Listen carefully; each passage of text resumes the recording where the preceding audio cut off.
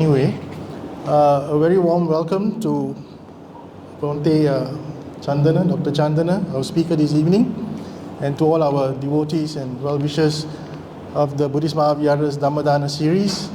Thank you for taking time off to come and listen to Bhante on this golden opportunity that we have now after the pandemic to listen to a monk, a bhikkhu, live and in person, which we missed. And Bhante had spoken last Wednesday on the first part of Samma Ditthi, and today he'll be speaking on the second part on Samma Ditthi, following up on the first talk. Siri, this is for the monks. Let me quickly just read his profile.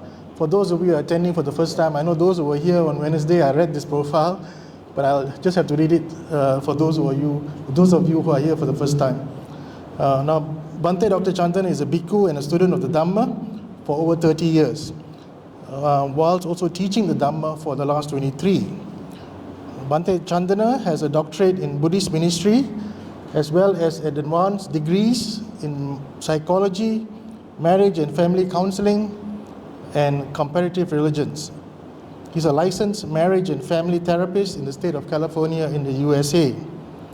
In 1999, his previous teacher, the late Dr. Havanpola Ratnasara, who had earlier introduced him to the Dhamma as a preceptor, conferred upon him the title of Dhammacharya, teacher of the Dhamma, during a convocation of the Sangha Council of Southern California, as he encouraged Bhante Chandana, or Mr. Gabis, I think then, to teach the Dhamma to the masses. Upasaka Chandana then. Upasaka Chandana, okay. Prior to his academic and applied background in the Dhamma and Buddhist studies, as a layman, Venerable Dr. Chandana has been involved in the professional world as an entrepreneur, starting on his own business at the age of 18, and then entering the field of education, where he became a high school teacher of biology and various disciplines in the area of science, and later as a college and university professor teaching courses in social sciences and humanities. Years later, working with patients as a clinical psychotherapist, having completed his degree and training in psychology and marriage and family therapy, Venerable Dr. Chandana worked as a mental health therapist, specializing in the area of trauma, depression, anxiety, relationships, and PTSD. Bhante Dr. Chandana has just recently joined us here at the Buddhist Maha Vihara, where he'll be staying as a visiting bhikkhu, holding meditation retreats both in person and continuing on his ongoing Zoom retreats with students from around the world, where he has given hundreds of Dhamma talks, which are now available on YouTube, as he resumes guiding students in their dedicated practice as per the Dhamma found in the earliest Pali Suttas and out of the commentaries. Now, a few years ago, Venerable Dr. Chandana began the ambitious project of narrating and recording the Pali Suttas to make them available for the masses and for posterity. Thus far, he has completed the Digha Nikaya, the Majjhima Nikaya, and currently he continues working on the Anguttara Nikaya, having already completed the Dhammapada in its entirety with commentaries, and the Uddanana and Itivuttaka. And not long after starting this massive project, Bhante realized how it would be better to completely retranslate many of these suttas prior to narrating and recording them.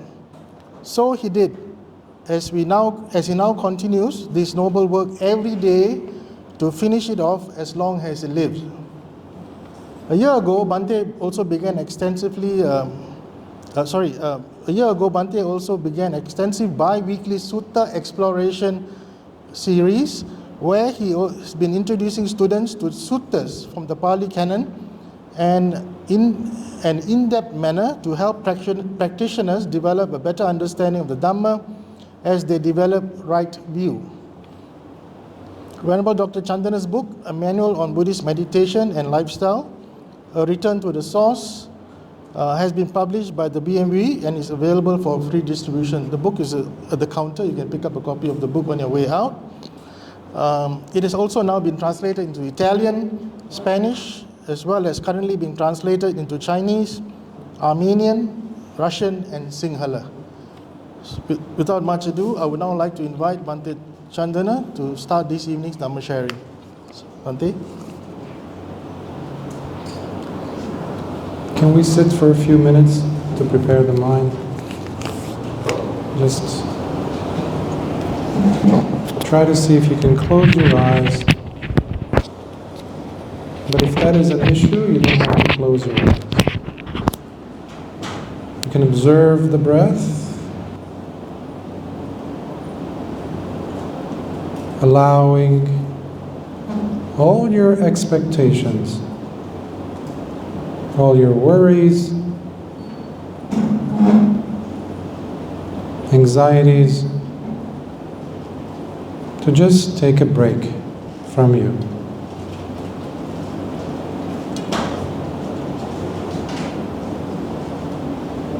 As you connect with the body,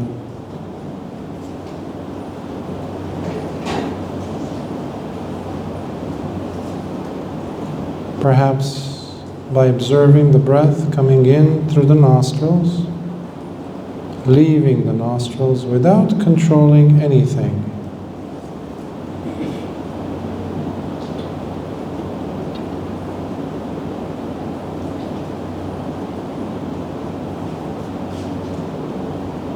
And if there's any tension anywhere in your body,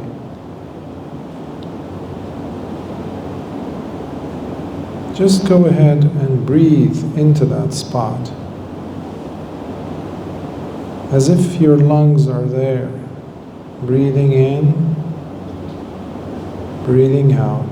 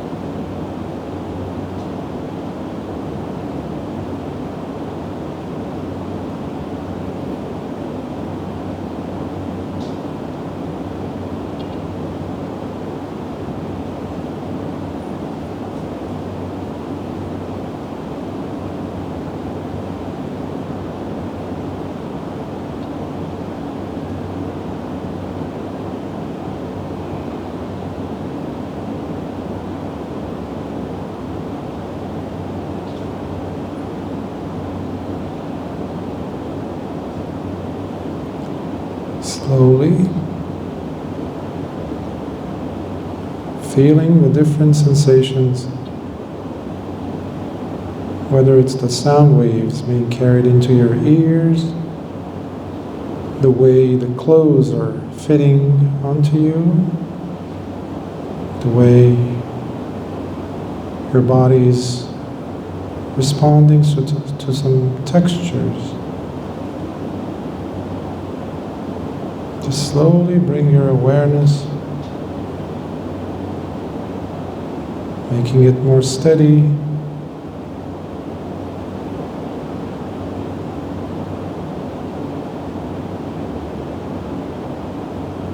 Steady.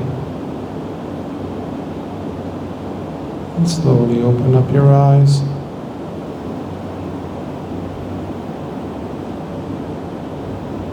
And come back.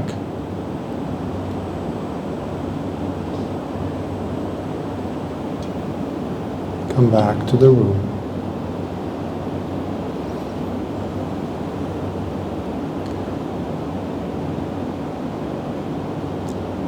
Welcome,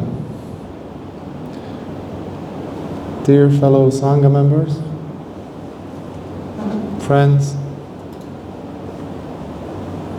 It gives me great pleasure to have us all meet in person after 2 years or so, again, being away and behaving as if the digital arena is the normal, forgetting about how beautiful it is to see each other face to face. Lord Buddha would actually have his discourses not digitally. Of course, some might argue because the internet was not available at the time, etc. But there's certain protocols that need to be followed as bhikkhus as to how we need to, some restrictions, some allowances as to how it is we may conduct a discourse, how we may communicate and share Dhamma.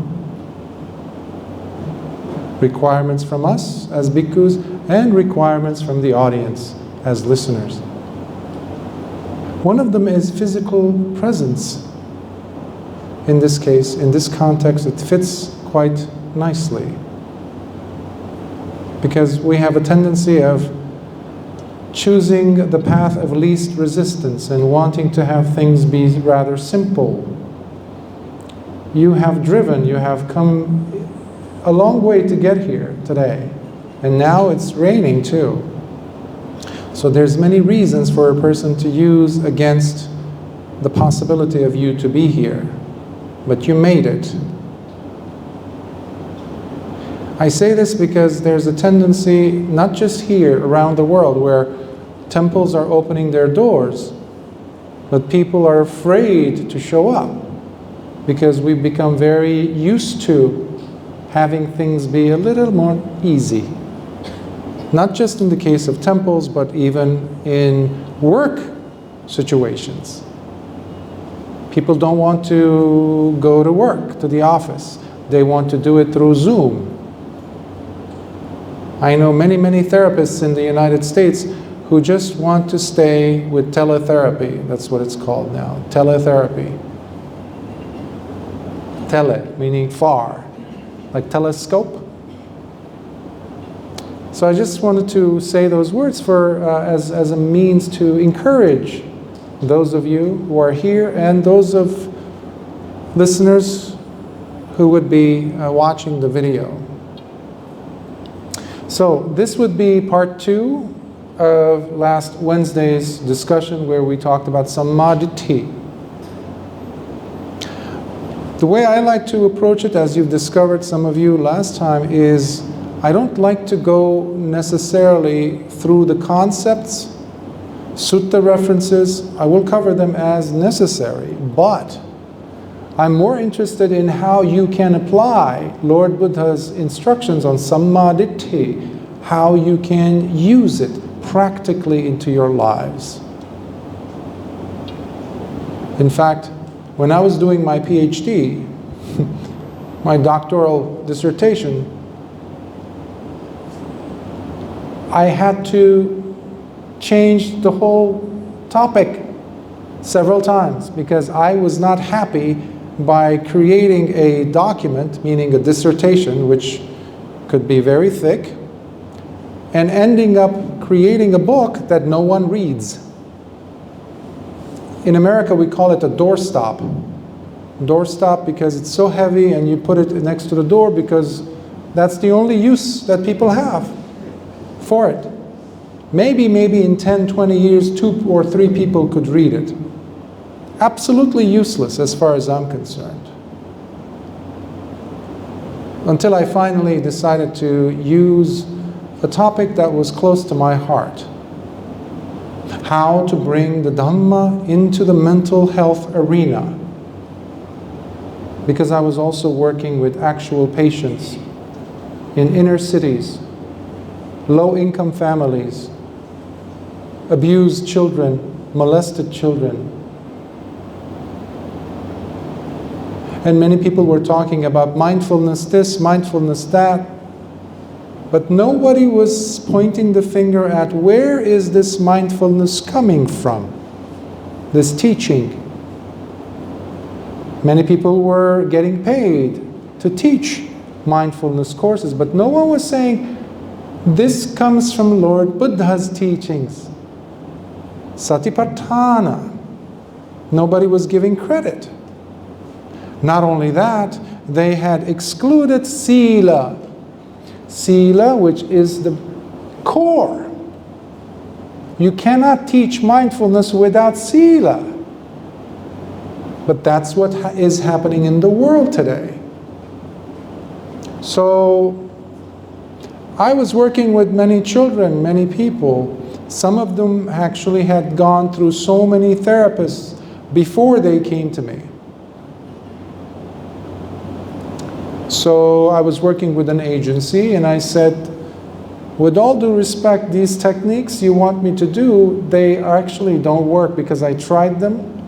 And already before me, 7 or 8 other counselors and therapists have worked with this person. Their coming back means that it didn't work. So I'm not going to use that. I know how to apply these principles. And the supervisors I was working with, they said, absolutely, go ahead, we trust you. And I went back to the Dhamma as I was working in the clinic. They didn't know, but I was applying Sila, Samadhi, and Panya. Suddenly, these children who were used to swearing, cursing, hitting each other, cutting themselves. That's another thing that many individuals who are mentally disturbed, emotionally disturbed, they cut themselves. They cut deep with some sharp object to bleed because they have forgotten how to feel. The connection with the body was completely severed for whatever reason. Maybe the child was 4, 6, or 6 years old and she was raped by someone they trusted. How can this person really have a connection with the body? They have no idea. So there is no Samma Ditthi, impossible. The person is lost in Miccha Ditthi. No Sila. So slowly, slowly they see how you are communicating with them. They see how the words you are using is coming from metta, even though they don't know what metta is, but they recognize metta. I guarantee it. You go anywhere on the planet, if you have metta in your eyes, in your heart, in your behavior, even if you don't communicate with the same language, you communicate with the thing that matters the most.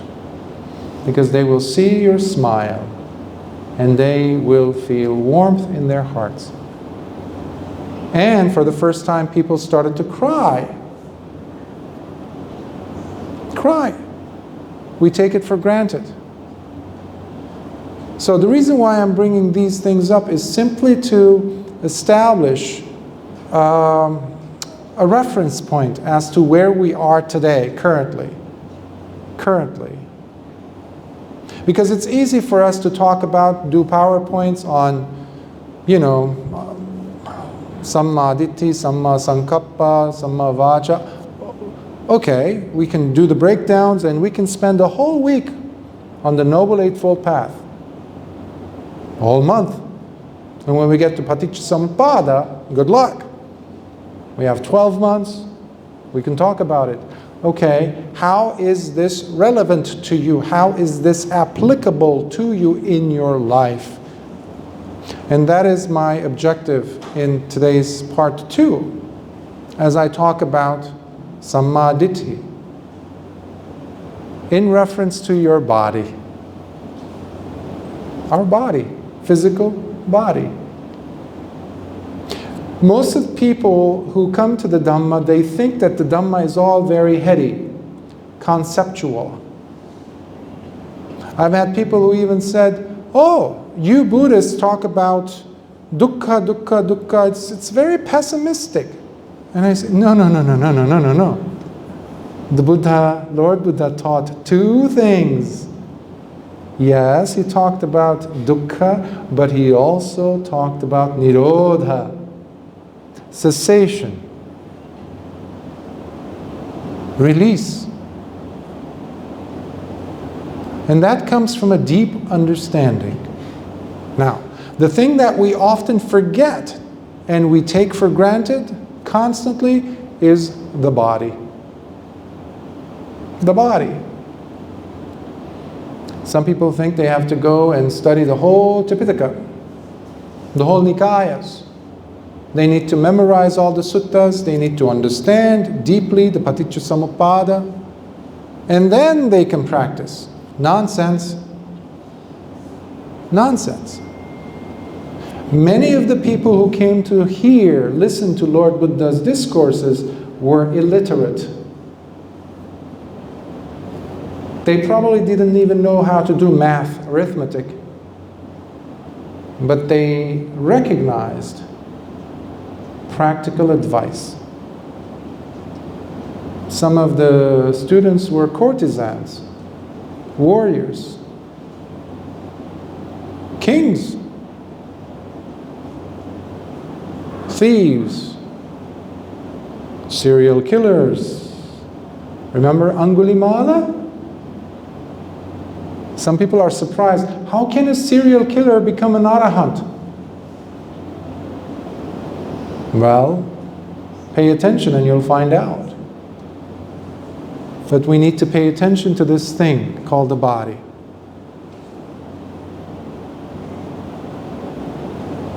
For the last 2 years, we have been trained like lab rats to take so much care of this body where we have become obsessed. Obsessed. It's unnatural to have this much obsession with the body. In fact, we have become even greedy about health. Our health. I want to save this body. I want to protect this body. I want to protect this body, otherwise it will die. Excuse me? It will die. Do you know of anyone who's going to live forever? What happened to dukkha? Jati marana, what is that? Remember, some of us know, memorize Paticcasamuppada, we go through the links. We come to birth, and we go to decay, aging, and death. What? What? Aging and death. So we have become disillusioned into thinking that this body lasts forever. Meanwhile, we are living in mobile cemeteries. Mobile. Our bodies are cemeteries. Put yourself into a closed room. Clean, absolutely 100% sanitized room. With enough air for you to survive. Within a few days, a week, you're going to sweep the floor and you're going to find, or you just use your fingers on the table, and you're going to get something that's like a dust. But the windows are closed. What is this? Powdery substance. It's your dead skin cells. Every day you have millions of skin cells that drop, shed, and you have millions more being created in a sense. In science we call it, in biology we call it mitosis. Now, the amount that snap of the fingers took, you had millions of cells die in your body. And millions more being born in your body. It's a process. Lord Buddha said, Samudayo, samudayo, nirodho, nirodho. Arising, arising, ceasing, ceasing. But then again, all of a sudden, we're afraid that we're going to die. Do you understand the silliness of it, the craziness of this whole thing? I don't know of anyone who has lived forever. I don't think you know of anyone either. That's called life.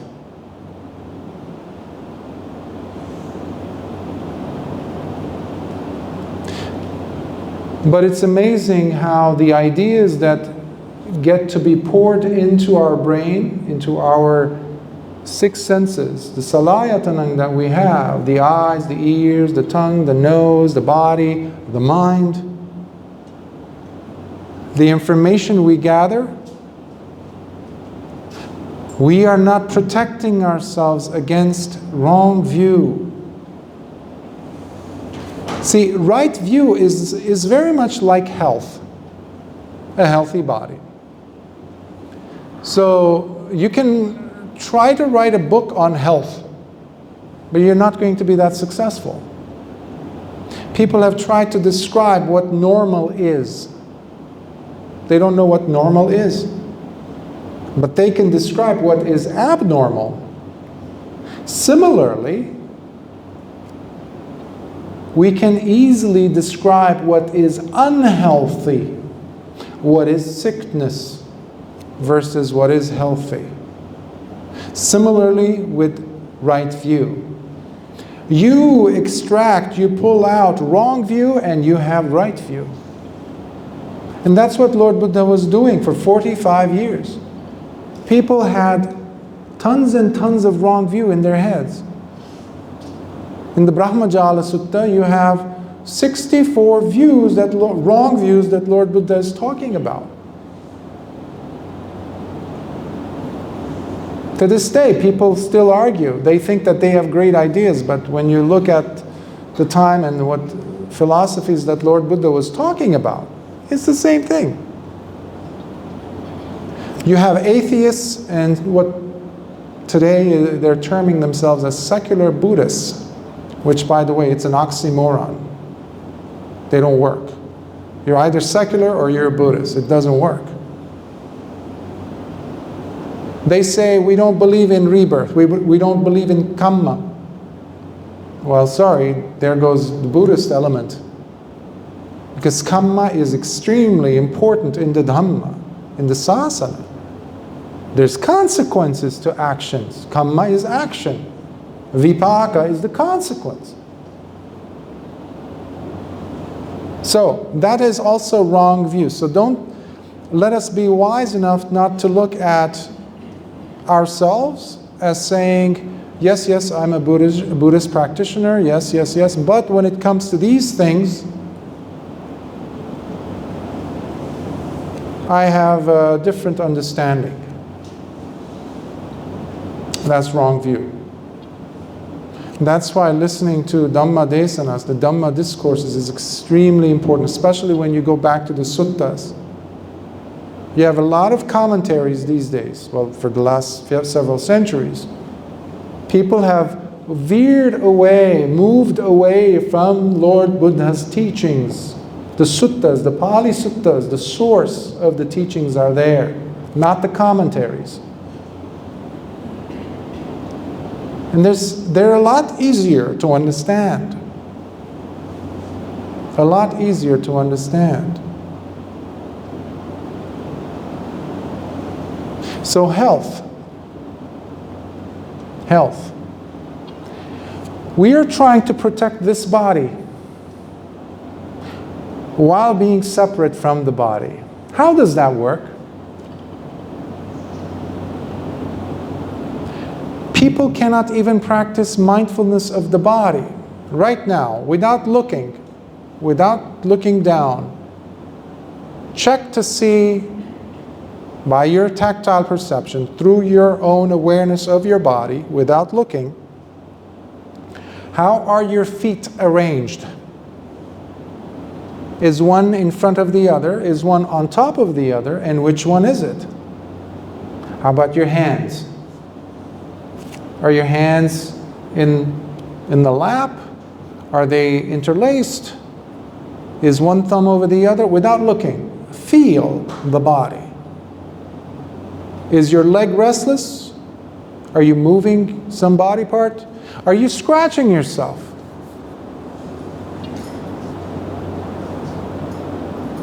How much energy did that take? 0. What we have is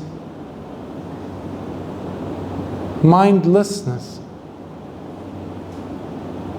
We're lost in concepts. Concepts that are confusing. Concepts that get us out of the body. Concepts, primarily, like we were talking about on Wednesday, that bring a sense of fear. Remember the last 2 years what we have been filling with and feeling constantly? And if somebody we saw who was not behaving with fear, we would point the finger and say, you need to be a little bit more afraid. How is that healthy? Tell me. That is deranged. That is wrong view. Wrong view, because there's a balance. Remember, this is the Majjhima Pada. This is the middle path.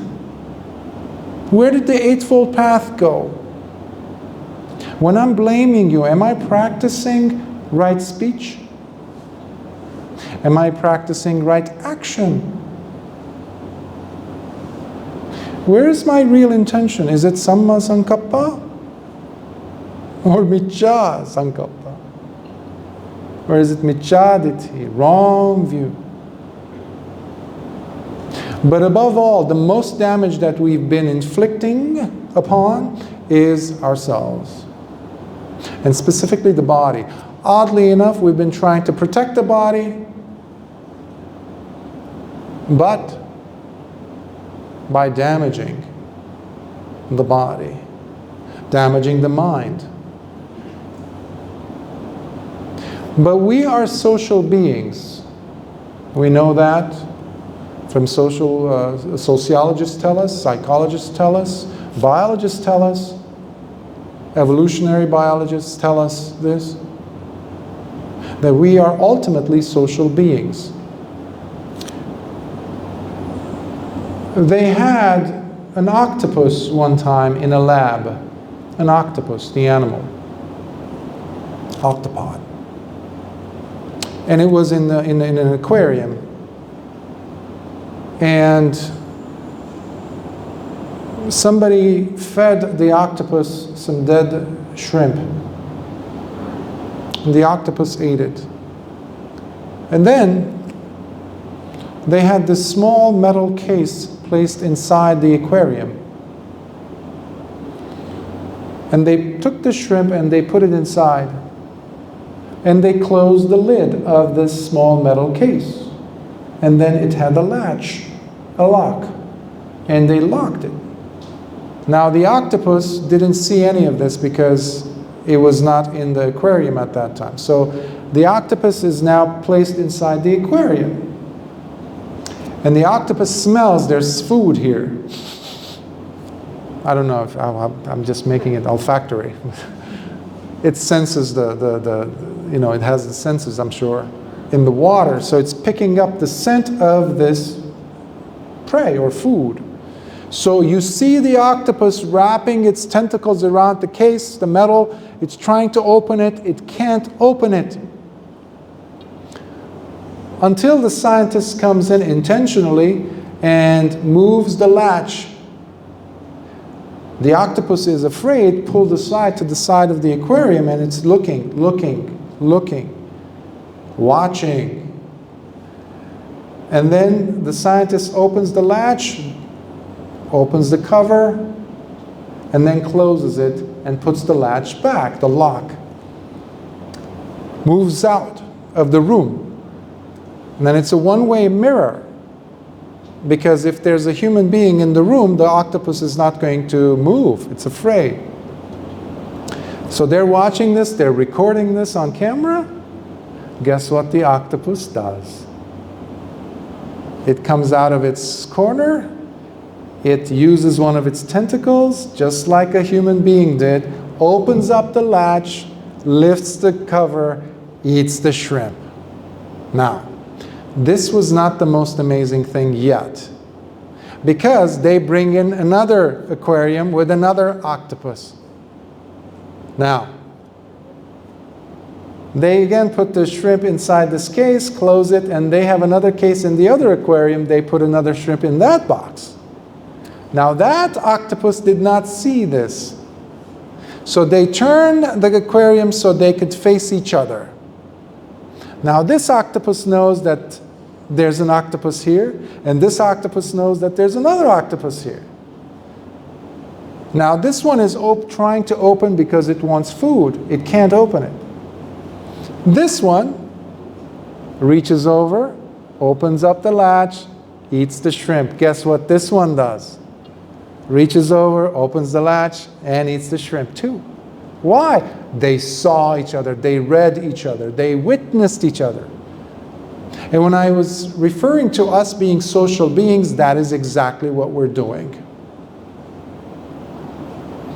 Now there's a right way that we can do this, and there's a wrong way we can do this. These 2 years has set us back as human species. We have stopped developing. Children are having speech impediments thanks to the mask, because apparently the adults, us, the parents, when we're trying to communicate in whatever language, you might speak Swahili, Tibetan, Chinese, Korean, English, but the child, the infant, needs to see the mother's, the father's lips moving so that they can learn how to enunciate. How can you do that behind the mask? They can't. So now millions of children actually have speech impediments. So speech therapists are having to work overtime to figure out how to fix this. Is it fixable? I think so. But why do we even have to go through that? Wisdom is necessary, which has been lacking. Wisdom. This path is a path of wisdom. This Dhamma is a path of wisdom. That is what this path is known for. Everything goes back to Panya. Everything. Whether you're talking about the 5 spiritual faculties, whether you're talking about the Sattabhojangas, whether you're talking about any of the principles, it's always related to Samma Ditthi, which is Panya. We can't take it for granted, starting with your body. In the Anguttara Nikaya, in the Book of the Ones, Lord Buddha repeatedly says this. Mindfulness of the body, mindfulness of the body, mindfulness of the body. The way to the deathless is mindfulness through the body. Amata dhatu, deathless element. Later on, when they went to talk to the students went to Venerable Anuruddha. They said, Bhante, how did you become an arahant? How do you have Dibba Chakku? How do you have the divine eye? He says, Kayanupassana, the body, contemplation of the body. Of course, he did the other satipatthanas as well, but mindfulness of the body. I encourage us to come back to the body and treat the body with respect, because we have not been treating it with respect. We've been living with fear. And the way to eliminate life is by the introduction of fear. You can never really feel love in the presence of fear in your heart. You can never hug someone genuinely with joy and happiness if your heart has fear in it. You can never be honest when you have fear in it. Stalin tried it. Mao Zedong tried it. Hitler tried it. You have to respect me. Well, how? Fear. Saddam Hussein used to do that in Iraq. And every big autocrat or fascist or whatever you name it, anyone who's trying to control others uses fear. And that is what's going on in the world today. We need to be educated. We need to see what's happening in the world. And as the path of wisdom, we are required to look and apply common sense and logic first. We need to apply reasoning.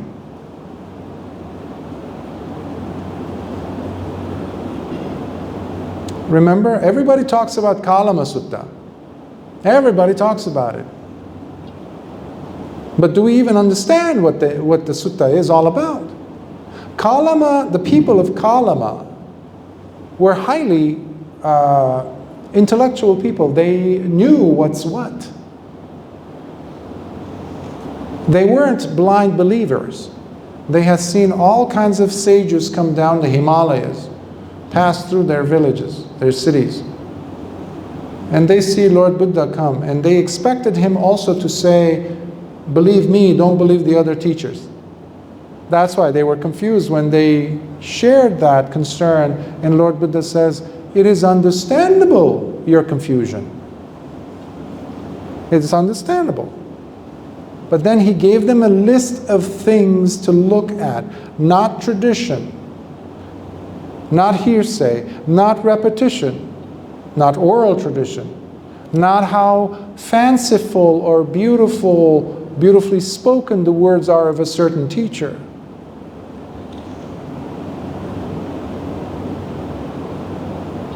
Application-based. Application-based. Simple. If you're in a relationship and someone comes and says, I love you, or if you're having a business and you're shaking someone's hand or agreeing to something, a contract, you're expecting the other person to do what? Do what it is they're saying that they're going to do. That is application-based. If whatever it is that we are trying to apply in our lives, if it is not proving itself its worth, drop it. Don't use it. It's a waste. But the Kalamas took what Lord Buddha was saying and applied it in their lives. That's why we can still remember them 2,600 years later. We talk about them because of the juiciness of the scientific application-based approach that was advocated there, which I'm inviting you to also look into your lives and see that same quality in you. If somebody comes, and if you're married, let's say, and your partner comes and says, I love you, I love you, I love you, but they don't show it, can that person be trusted? If you're a businessman and you have employees, you give them salaries, and they say, yes, boss, I did the job. You did the job? I did the job. Okay, show me. And you look, nothing is done. What does that say? Somebody was not being authentic. And Samma Ditthi is all about being authentic with ourselves, with our lives. We can't just say, I'm a Buddhist, I'm a practitioner, and when it comes down to it, we don't practice what Lord Buddha taught. And that is a problem. We have to practice it. This is an application-based teaching, not rites and rituals. Not rites and rituals. Remember, one of the first things that drops, there's 3 sangyojanas that drop in the case of a sotapanna.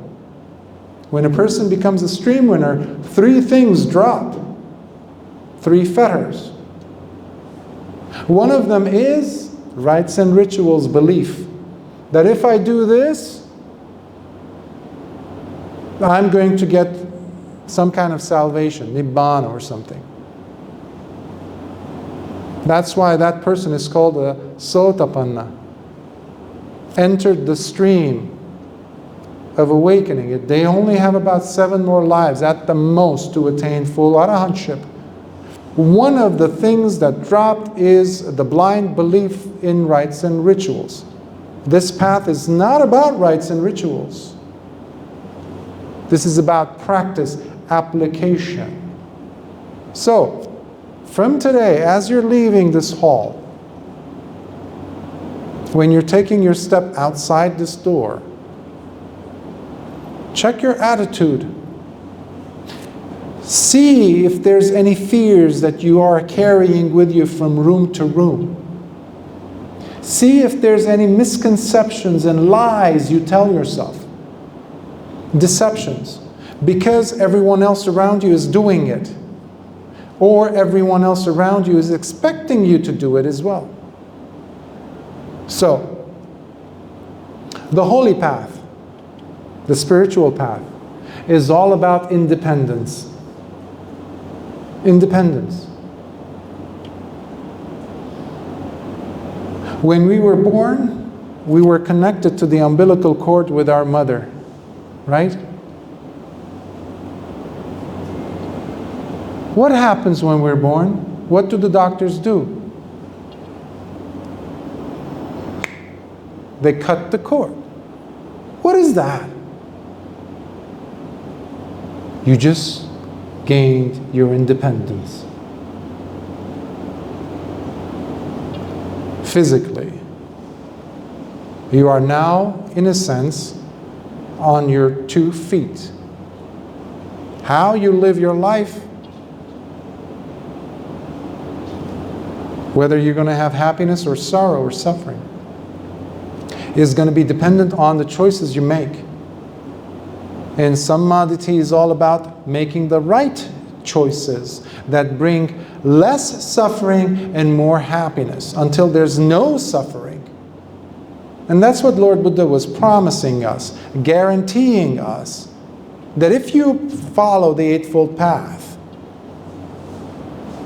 there's a lovely saying where the bhikkhus come and at the end, in the Maha Parinibbana Sutta, when they ask Lord Buddha and they say, Bhante, so they ask him about whether there's other traditions where arahants could happen. He says, shh, listen, he says, so long as there's the Eightfold Path available, so long as there are teachers who are teaching you the Eightfold Path properly, and above all, so long as there are people who are practicing the Eightfold Path, the world will never be short of arahants.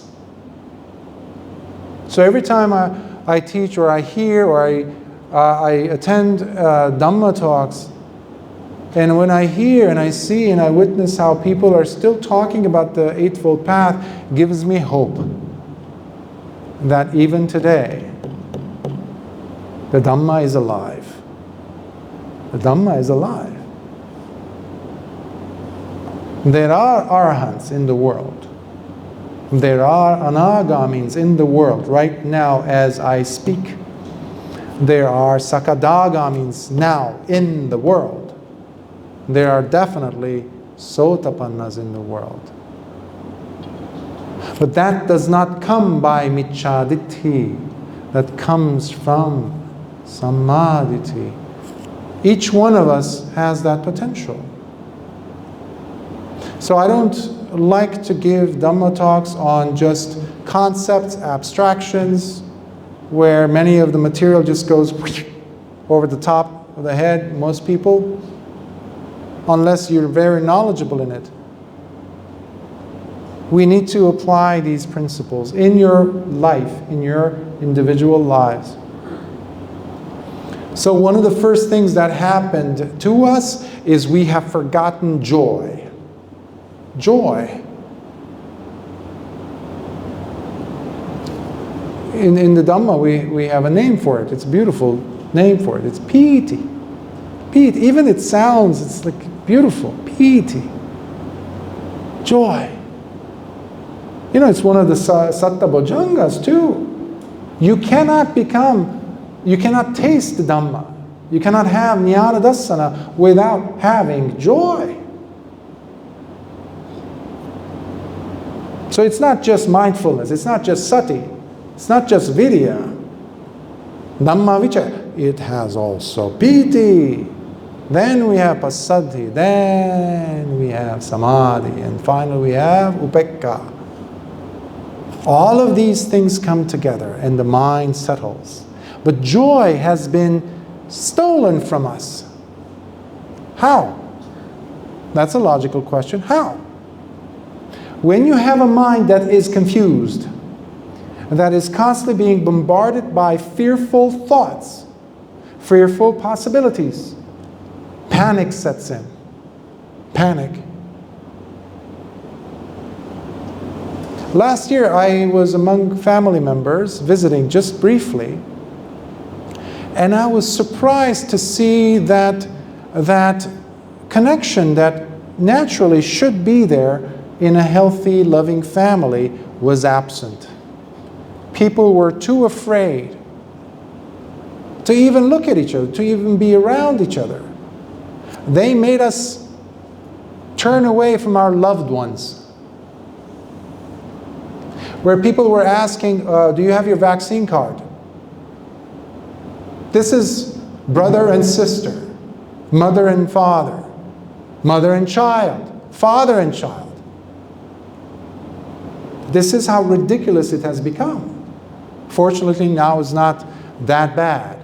But I witnessed some of this, and I was shocked. Where is karuna?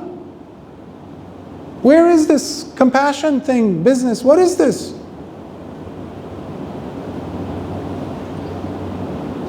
We have to say it like it is. And there's a big elephant in the room that nobody wants to talk about because of that fear again.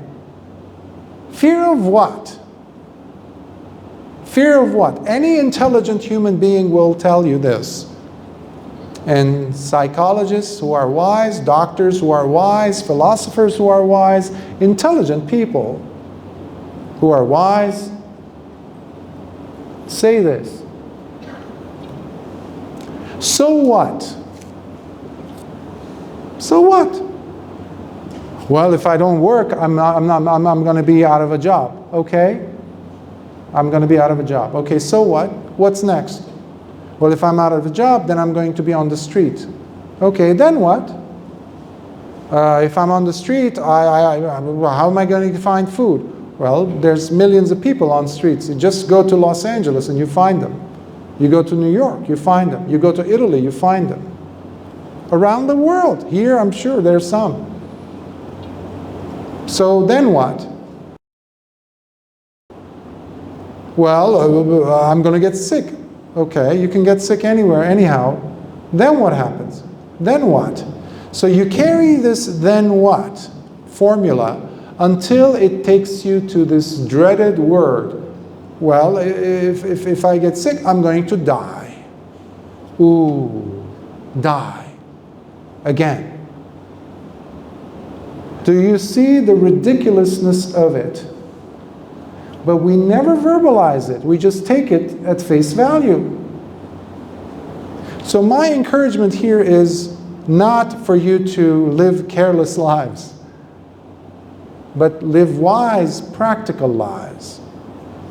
Protect yourself as logically as possible, as humanly, decently as possible, but without losing our humanity. See, the basis of karuna, the way I understand it, the basis of empathy, the way it allows us to really relax into ourselves, has its basis on the transferability of my humanness. How transferable is my humanness with you? Can I put myself in your shoes, as the saying goes? That's the ultimate example of empathy, isn't it? But Lord Buddha didn't just say compassion, he also had a few others. He had metta, he had karuna, he had mudita, which is altruistic joy, which is you putting yourself out there. And some people were thinking that this is only human thing. Wrong. Biologists also discovered that other animals do this. Bees do this. Did you know that? Honeybees. When they see a wasp attacking or a hornet attacking a beehive, honeybees are going to sacrifice their own lives to save the beehive, the colony. They will literally throw themselves in front and they will try to obstruct the path.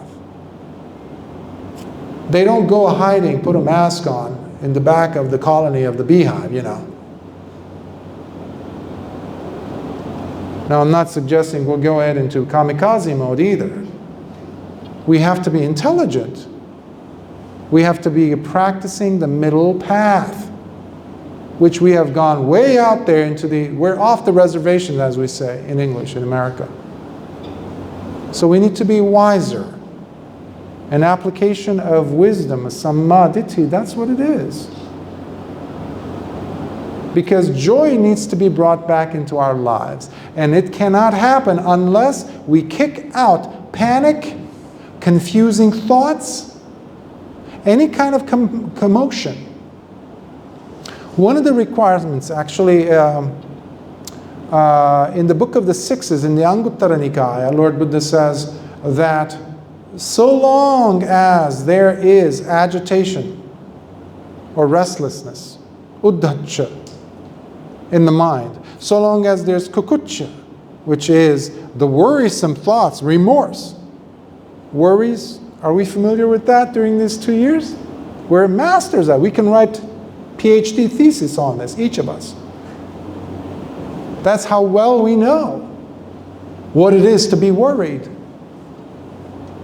So long as the person has these qualities, it's impossible for us to experience Nibbana. Forget about Nibbana, to even rest and relax.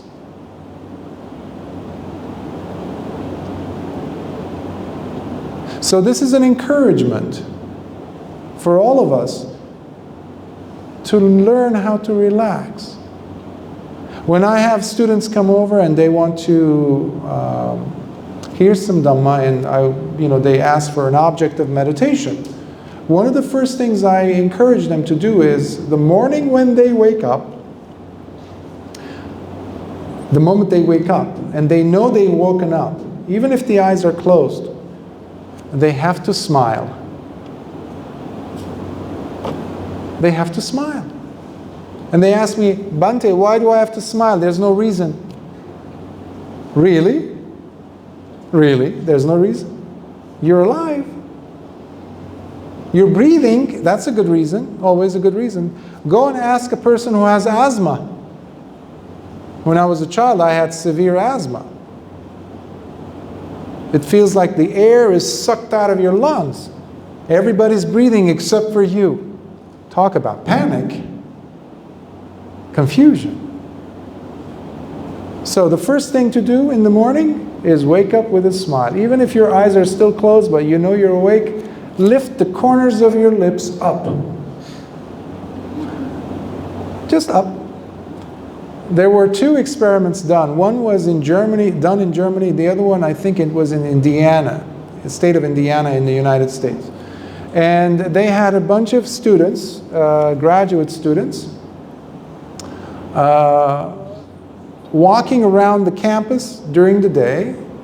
And they had all these sensors, so blood pressure was being checked. So they had all these gadgets and sensors around their body. And they also did some blood tests before, during, and after the experiment. So they have a good baseline to start with.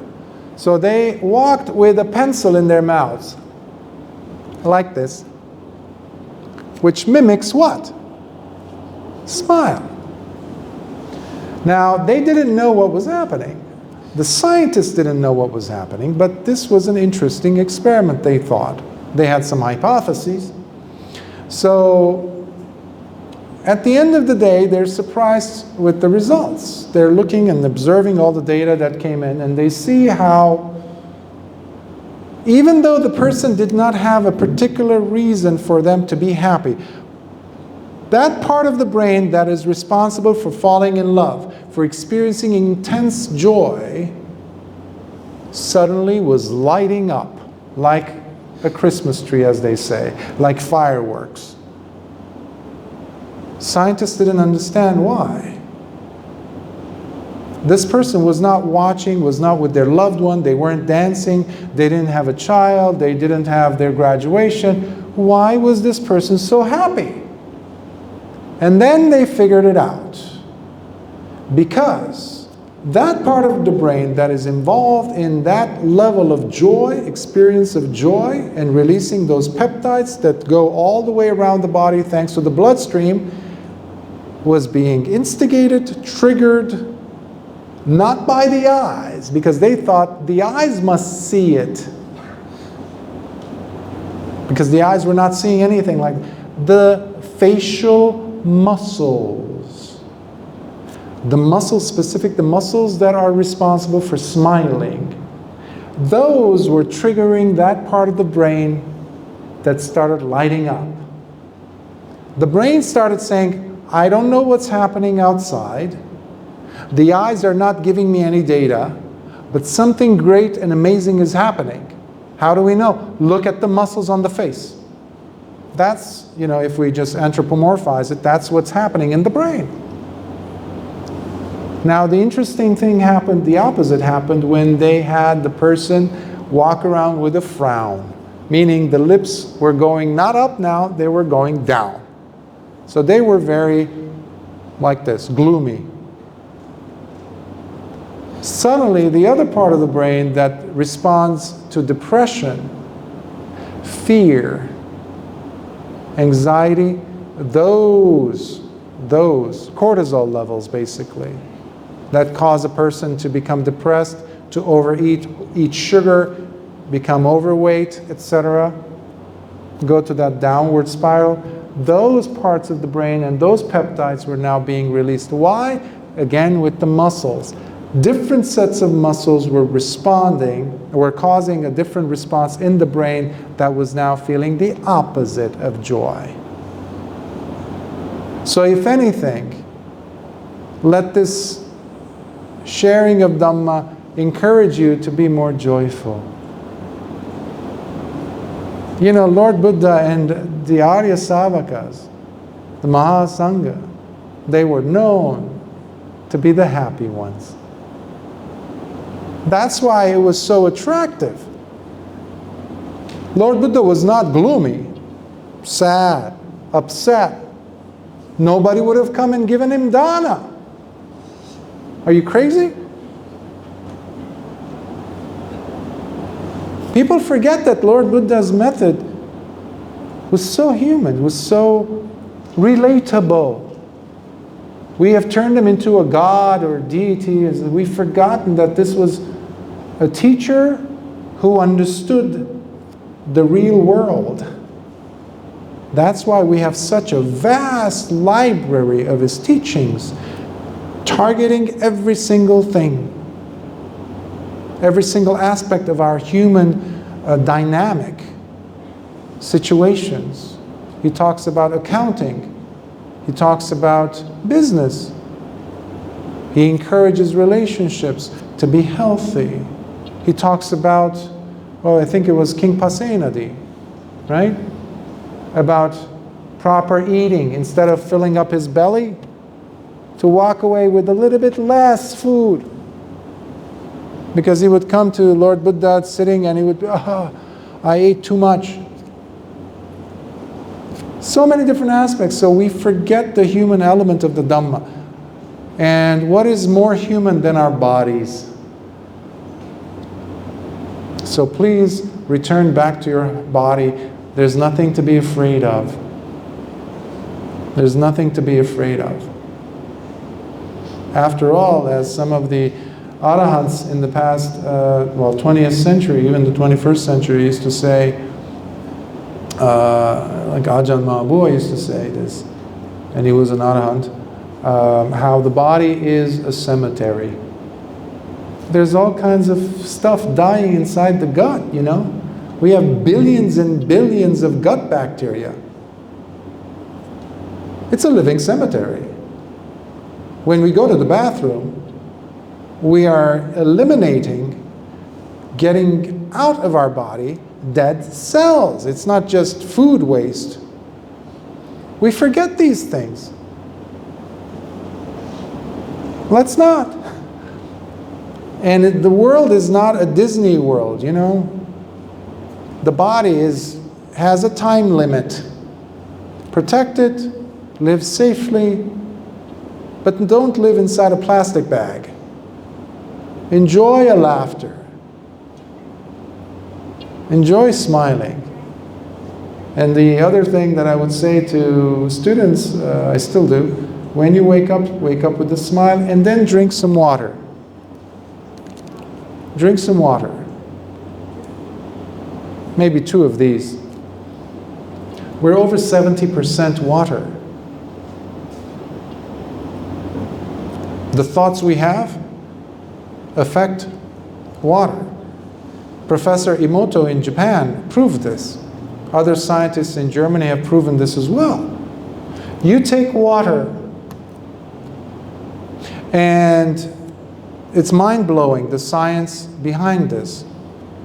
He would take, Professor Emoto used to get, a Japanese professor, he would get a piece of paper and he would put it on top of a cup of water. And he would call it, let's say in Japanese, he would write, for example, love on one bottle. And another bottle, same size, same place it was picked up from, same water material, same cleanliness, etc. And he would write on that another label. He would say, I hate you. Another one he would say, gratitude. Another one he would say, thank you. And they're all labeled, time, everything. And then they would take it and put it under a special condition whereby the water molecules crystallize briefly, very brief moment in time. And they would take a special camera and they would take a snapshot of the water crystals, because in the water crystallizes under frozen cold temperatures. And the results were out of this world. They were amazing, because the one that said love, just love, the word love, there's so much organization, everything is symmetrical. You can see, it's almost like a snowflake. Everything is so perfectly lined up, symmetrical, orderly.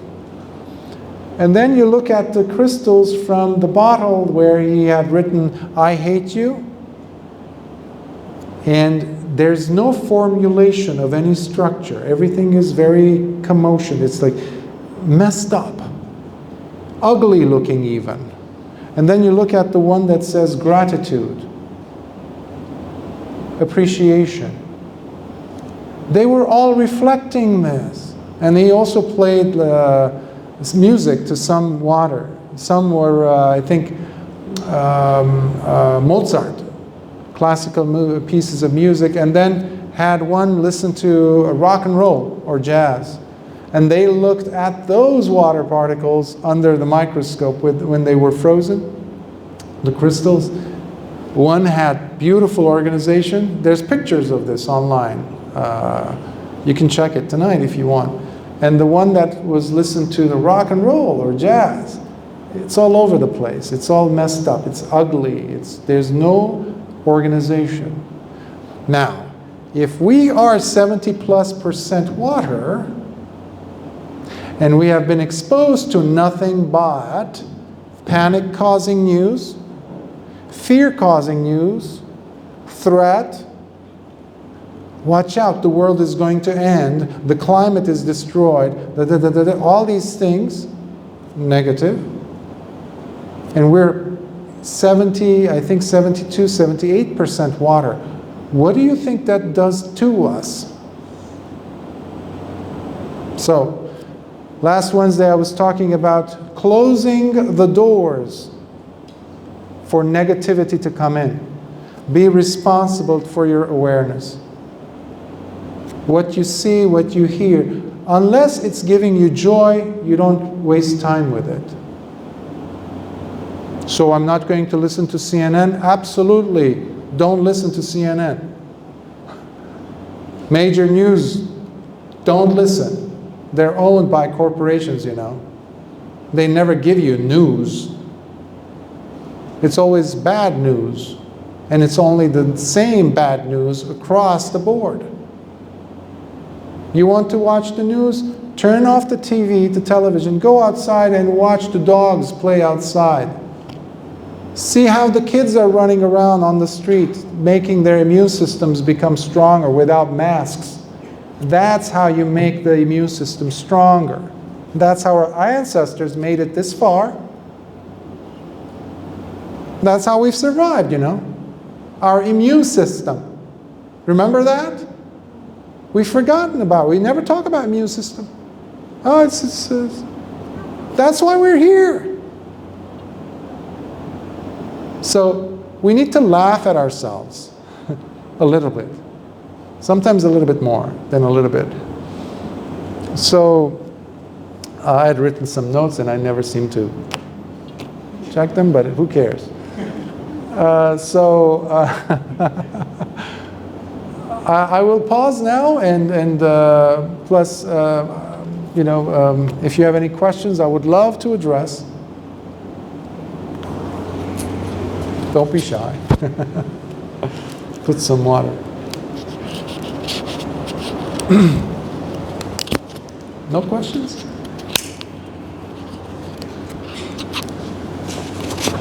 Yes. Please, Venerables, I don't want to keep you from your program. Thank you for attending.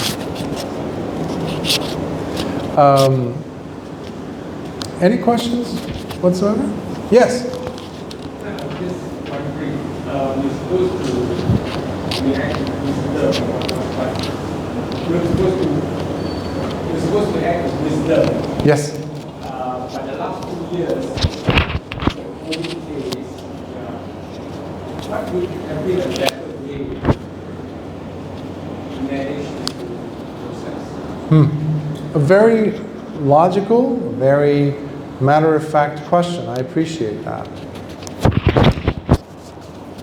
Doing what the authorities are expecting from us to do, I would say yes. However, knowing to put a limit on it, as far as, are your thoughts affected so much where you're losing sleep over this, where you are now obsessed with everything you touch, with everyone you meet? Or are you meeting even people, or are you completely foregoing that?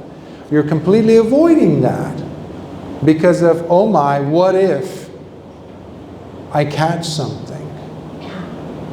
You know, a few years ago, there's a book called, for psychotherapists and psychologists, we use this around the world now, unfortunately. It's published by APA, which is American Psychological Association. And it's called the DSM-5, Diagnostical and Statistical Manual of Disorders. Now, they used to have this condition called hypochondria.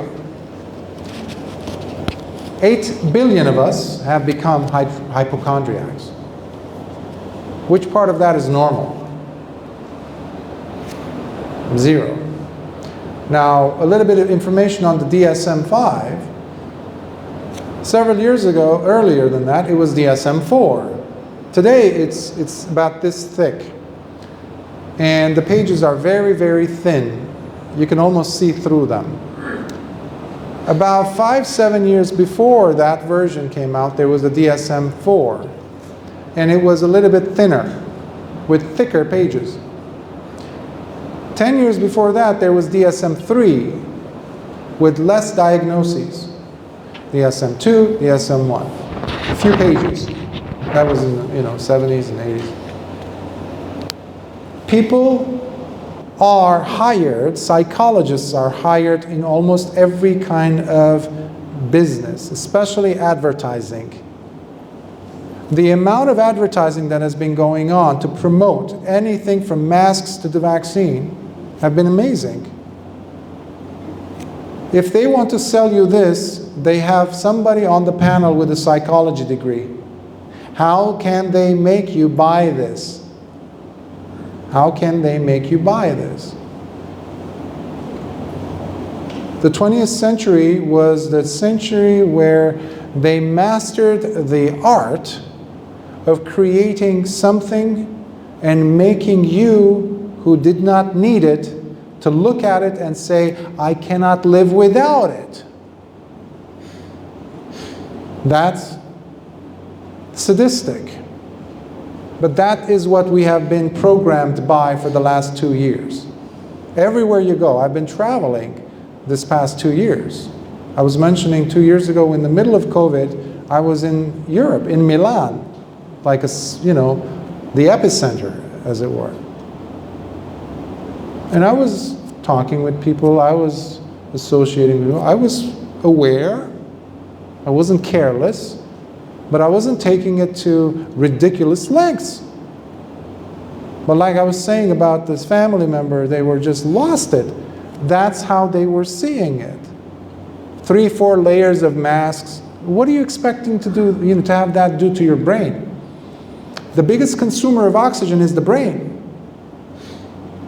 I'm not giving it oxygen. What do you think that's going to do to my thinking? Especially for children.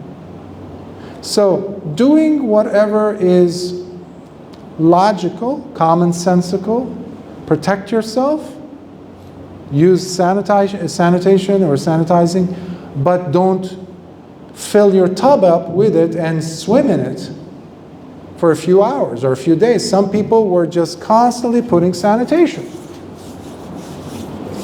They go inside, they go outside, sanitize. Well, you're killing millions of tiny little organisms that you need to keep you alive. There's capillaries here. That's why you bleed. If you put a puncture with a needle, you bleed. Why? Because there's capillaries. You're killing those capillaries. So and the system, unfortunately, was promoting that kind of nonsense. That's something I definitely saw from day one, that this is wrong view. And I was just sharing with Brother Leslie the other day how 2 days after I came to Malaysia, or to the Buddhist Maha Vihara, the news in the US confirmed what many people, including myself, have been saying all this time. The FDA now considers COVID to be the same as influenza. What? How can it be? All this, and now you're saying this. Again, I'm just going by the data of the news in this case, from a source that, it's there, it's FDA. Caliph, one of the CEOs of it, the FDA, the heads, is coming out and saying it. Now, many people did not listen to reason at that time. And they're now having the hardest time to realize what happened. One thing for sure happened. People missed out on loved ones. There were people who died alone, because loved ones didn't go and see them. Hospitals forbade people to go and see their loved ones. That's wrong. That's wrong. But it wasn't just the hospitals or the governments or things like that. The main fault is people's wrong views, how far they took this.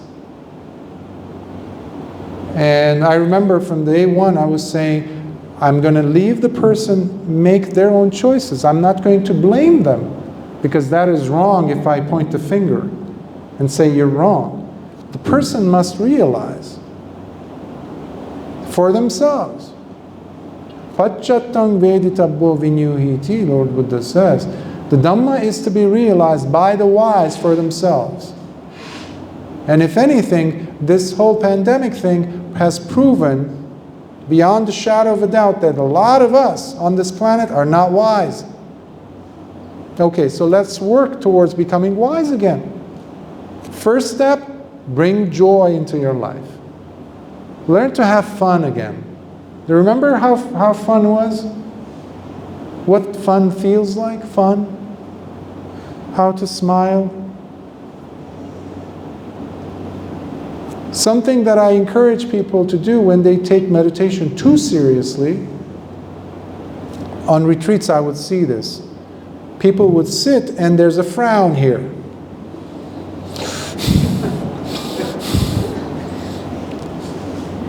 One thing guaranteed, there's not going to be Nibbana. Forget about it. It's not going to happen. Lord Buddha, look at his face. It's a pleasant smile. And we have this from on record in the suttas. Specifically, we know how he chewed his food, we know how he walked, how he turned his body. We know this from accounts that were taken. But you never see him frowning.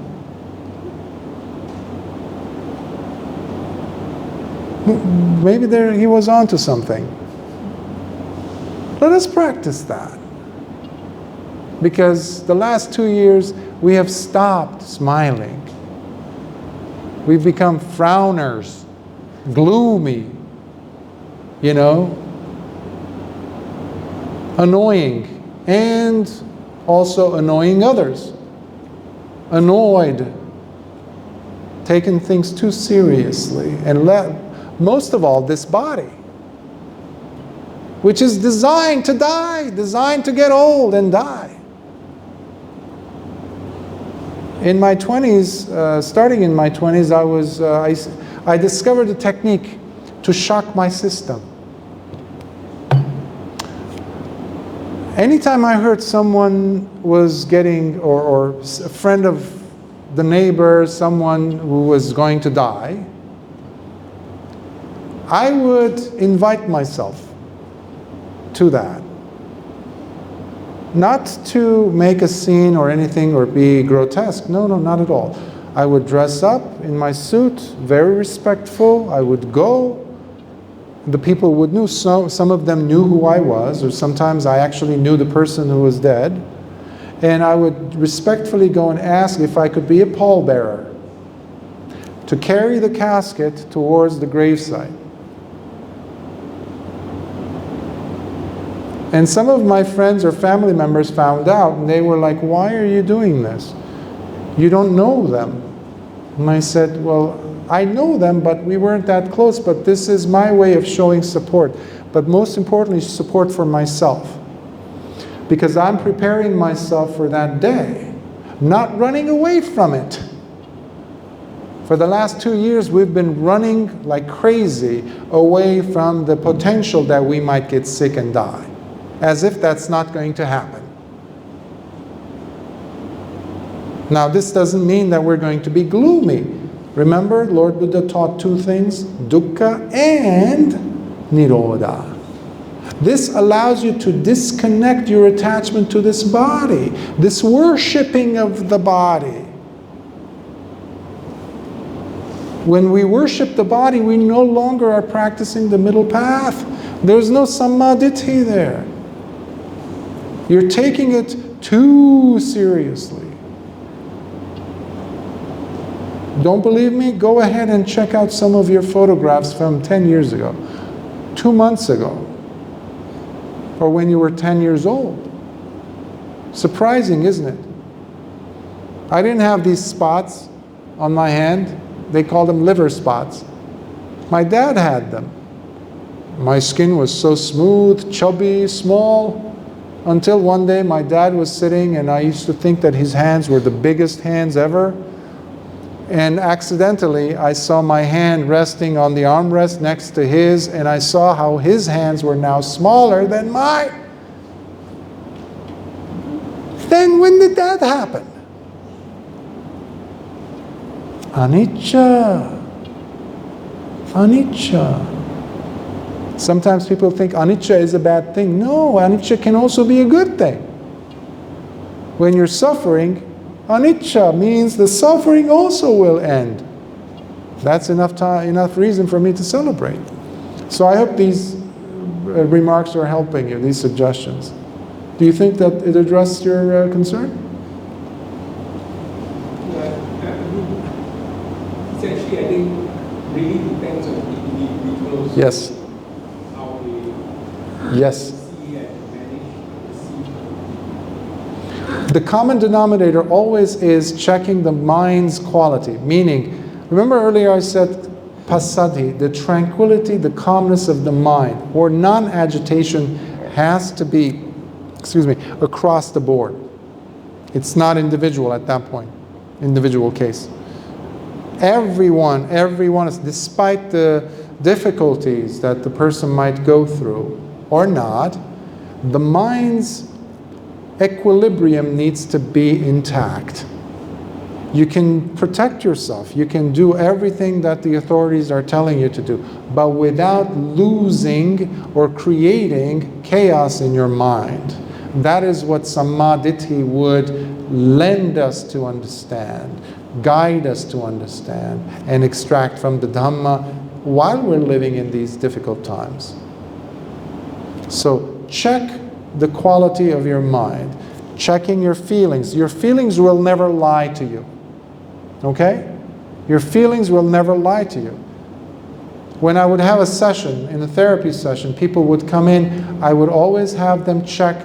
I would ask them, what is the feeling you're having? Sometimes there's been an entire session where a patient did not want to say anything. Complete silence. I didn't want to interfere. I said a few words and I walked away, pulled away. Until the time would come where I say, I'm going to ask you or say some emotions, words. You nod if I get close to what you're feeling. Because the person didn't know how to name the emotion. They were so disconnected from their bodies. So I get to, let's say, sad, no reaction. Joy, no reaction. And then I would, for example, say anger, and they would go, they just identified a feeling through the body. Because we take it for granted that we all must know what feelings are. We don't, because there's this disconnect. That's why we practice meditation. Even if you practice 5-10 minutes a day, that's wonderful. Like today, we just sat maybe for a few minutes, listening to the breath. Becoming acquainted with the body is very important. And the feelings is like the gateway, the doorway to the body. And the body never lies. Trauma experts say that. There's a professor named Bessel van der Kolk, and he has, I met him, is a great researcher on PTSD and trauma. Bessel van der Kolk, K-O-L-K. He's Dutch, but he lives in Massachusetts, US. And he has a book called The Body Never Lies. Wonderful book. Because our thinking is not as important as what the body is trying to say.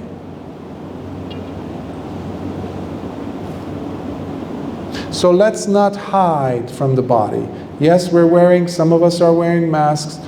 That's another form of hiding, right?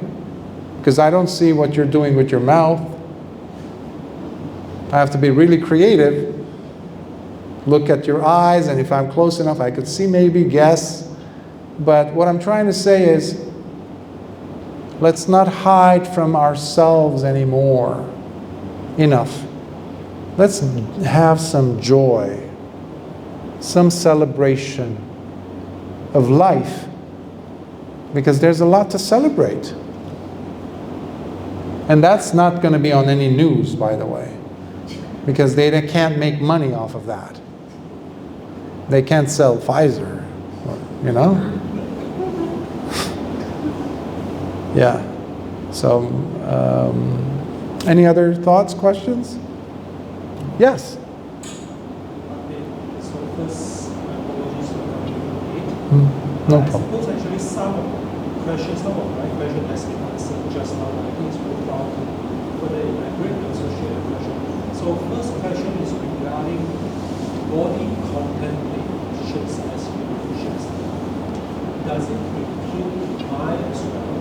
And is there any ranking in terms of priority on which part of senses that we should give priority to on top of another?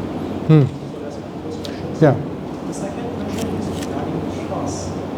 So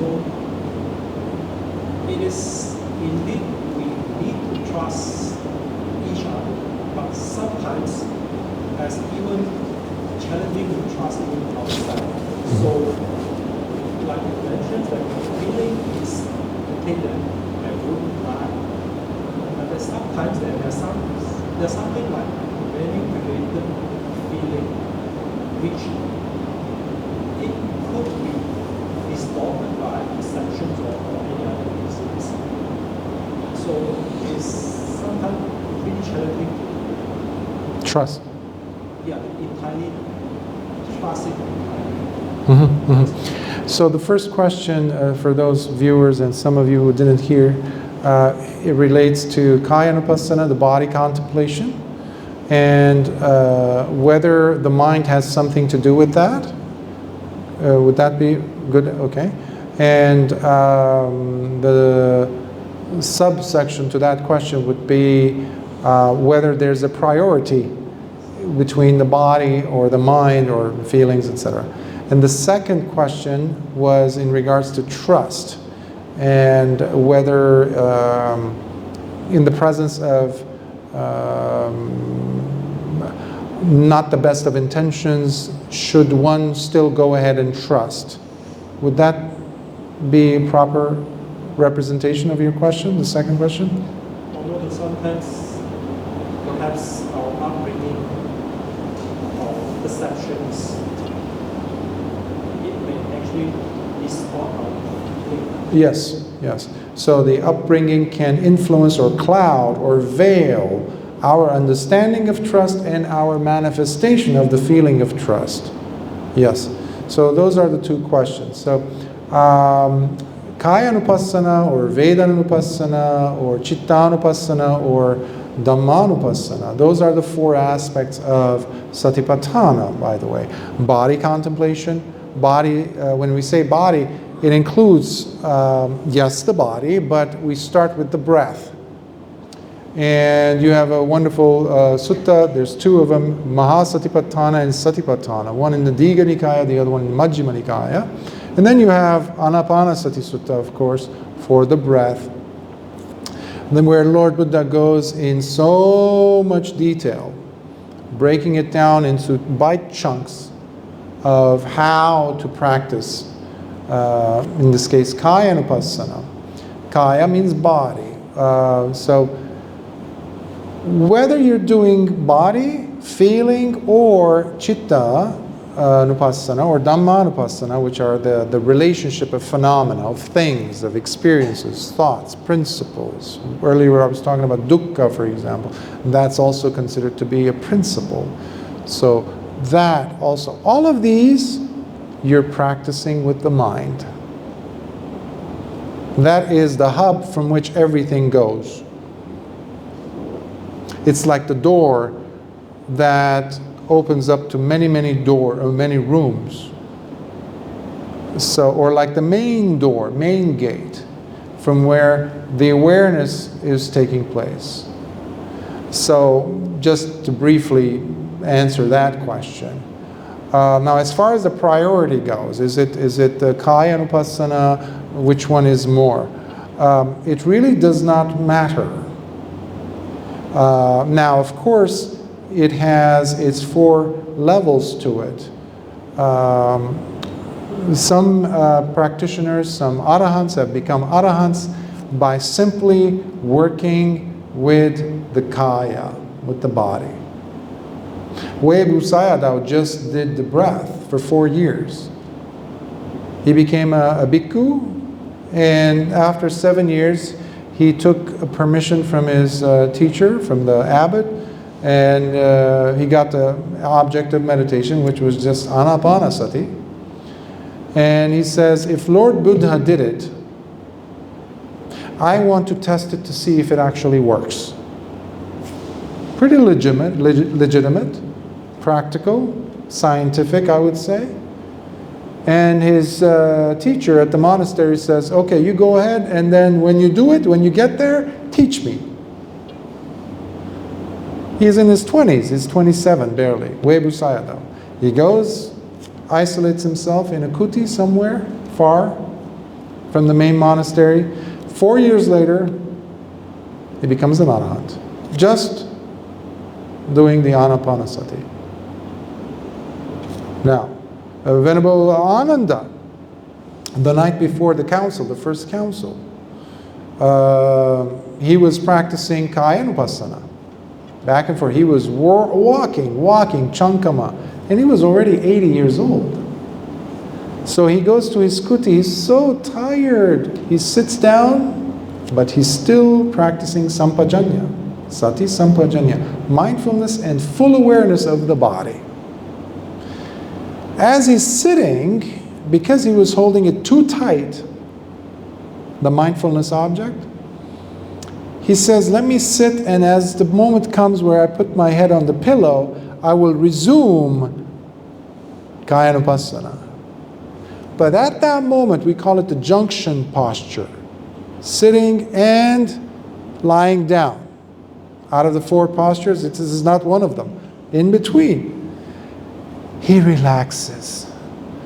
And as he's gone, before his head touches the pillow, he becomes an arahant. So, I'm encouraging you by using these words and examples so that you don't think that there's a supremacy. There isn't. Now, of course, if you go deeper, you can explore, you can understand and probe into. That's why we call it vipassana, penetrative insight into the phenomena. Let's say dukkha, samudaya, nirodha, and magga, for example, the 4 noble truths. So those can be dhammas, or even your hindrances, nivarana, sattabojjhangas, or the 5 aggregates, the panchakanda, what makes up a body. So those are all dhammas. So it depends on the constitution of the person, the type of a person it is. Webu Sayadaw was no nonsense person. He didn't care about studying the Abhidhamma or the Paticca Samuppada. He wasn't disrespectful, but he said, I want to go to the core quickly. Give me something chewable, something I can use now. I can take with me to the bathroom. Your breath is with you to the bathroom. Coming back from the bathroom too. So that's why a lot of people like that. Now, in case of the second question, which is about trust, yes, some cultures, some families have an issue with trust. Maybe they've had trauma. Some cultures have had trauma. There's a lack of trust. But so long as you're separate, yes, you carry with you some of your ancestors, your cultures, but ultimately I believe deep down that you are separate because your umbilical is not attached to your mom anymore. You can make choices. I come from an Armenian background. I'm the first Armenian bhikkhu on the planet. I went to Armenia 2 years ago in the middle of COVID. Everybody's looking at me as if I landed from Jupiter. As if I have 2 heads. They don't know what is this. So immediately they put me in a box. They said, this person is not Armenian, because there isn't. Actually, after I became a bhikkhu, months later I found out that there's another bhikkhu who had just become a bhikkhu after me in Sri Lanka. So I'm glad to say there's two of them. So the reason why I'm saying this is that to this day, I mean, my family accepts, but kind of like this. They have an issue with calling me Bhante. Why? Why should I call you Bhante? Well, what is that? What is that? What is that? I have friends who I had to end relationships with. Actually, they did because it didn't match. Now, similarly with trust. Because ultimately, what is the thing which is blocking? You said the block or veil, obstacle. What is an obstacle? An obstacle is something that stops you from going in the direction of where you want to go. A fuller experience of life is what trust promises. But when you have a block, that means there is an impingement of that, a hindrance. My suggestion is jump over it, move around it. In the Dhamma, we have examples, and also in the Tao Te Ching, in Lao Tzu's sayings, water. Perfect example. Nothing will stop it. You put the biggest boulders in front of a creek, in a stream, in the upper Himalayas, what's going to happen to that boulder? The water is going to find cracks, and it's going to slowly find a way out. That is one way of understanding trust. Baby steps, I always say, not to overdo it, because so many times people overdo it and they burn. They trust the wrong person, because not everyone is coming to the scene with the same intentions as you. That's where you need to apply, again, Samma Ditthi, because there might be need for you to trust because you never had that perhaps, but you will go overboard, you will overdo it without practicing protection. Self-protection is number one if you're going to be independent. Even a tree, a coconut tree, has its own protective mechanisms. So I hope that helps.